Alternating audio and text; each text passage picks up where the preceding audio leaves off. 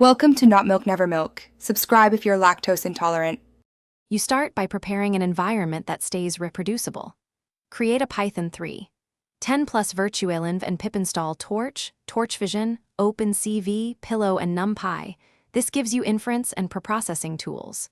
Next, choose a base model checkpoint, ResNet, EfficientNet, or a transformer backbone, and prepare a labeled dataset or enable few-shot transfer learning.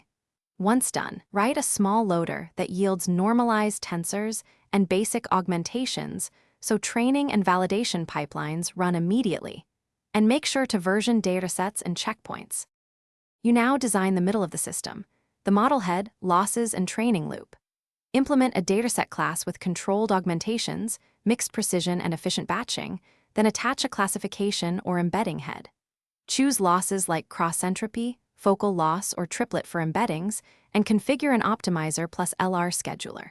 For scale, enable gradient accumulation, EMA weights, and either data parallel or DDP multi-GPU training. Once training scripts run, log metrics, and save checkpoints with reproducible seeds for later evaluation. You finish by converting and optimizing the trained model for production, exporting to Torch script or ONCs, and applying TensorRT or OpenVino optimizations to reduce latency. Deploy behind a fast API endpoint with request batching, input validation, caching, and health checks. Also include model metadata and versioning. Monitor performance and dataset drift in real time. If problems occur, a common culprit is preprocessing mismatch. Make sure normalization, resize, and color order in deployment match your training pipeline exactly.